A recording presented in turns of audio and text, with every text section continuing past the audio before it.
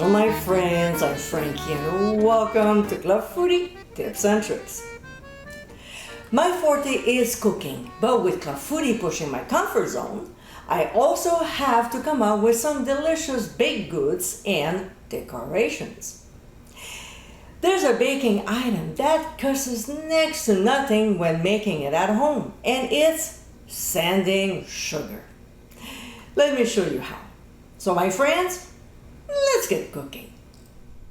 Here's a 1/4 cup of raw cane turbinado sugar where the granules are much bigger, and that's what we want. Granulated sugar is not the right one for this application. So what we'll do is to transfer it to a small resealable plastic bag and add 1 liquid gel drop to it.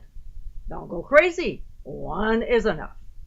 Then we'll close the bag and massage it, shake it, until the granules are well coated. You'll be surprised to see that 1 drop goes a long way, but if you're not happy with the color, add another one. To remove any moisture, we'll drop our sanding sugar on a baking sheet lined with parchment paper and spread it out. Now, this video was filmed during the winter months here in Canada, so leaving it on a counter was sufficient to dry it out. But it's another story during the warmer months, or if you live in Florida, as an example. We'll do the same by dropping the sand sugar in a single layer on a baking sheet lined with parchment paper.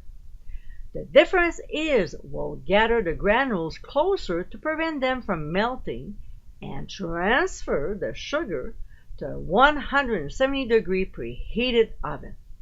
We'll bake it for 5 to 6 minutes so the moisture evaporates, but not long enough for the sugar to start melting.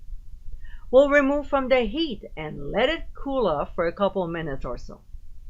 There might be little clumps here and there, so rub them gently between your clean fingers. You can use a sieve, but I think it's unnecessary.